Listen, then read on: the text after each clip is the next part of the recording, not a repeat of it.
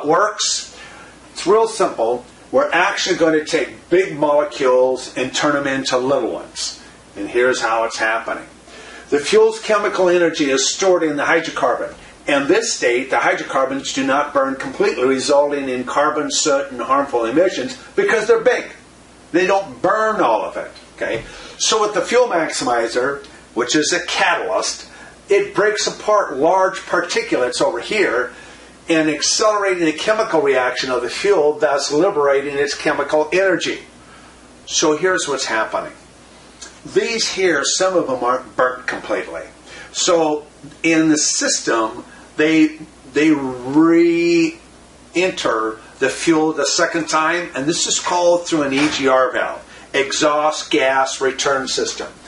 And now they're trying, that's how mechanically they're trying to solve this re-burn, because it never gets burnt the first time efficiently through. The fuel maximizer is ahead of time breaking this down, surrounding all these little molecules with air, the 19 gases that we breathe on a daily basis. And now you get more energy and oxygen to the fuel, and you get less emissions and better performance. So let's take a look at what that actually is. We're looking to optimize atomization, or vaporizing the fuel, making them smaller. So the atomization, which allows the flame to propagate more efficiently, accelerating combustion, and it burns the atomized particles, resulting in more power and better performance. Well, you wanted that anyway. But the other side of it is that you're going to have less unburned hydrocarbons, or what we call HCs, and then less carbon monoxide, which is a gas, we call those COs. Less nitrogen oxides, that's the NOx. Now that's the one where they put on all diesel engines since 2010.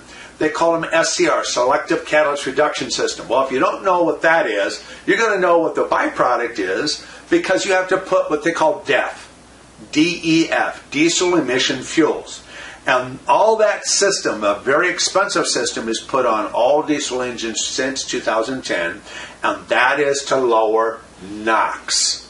That is a carcinogen gas that gets in the air.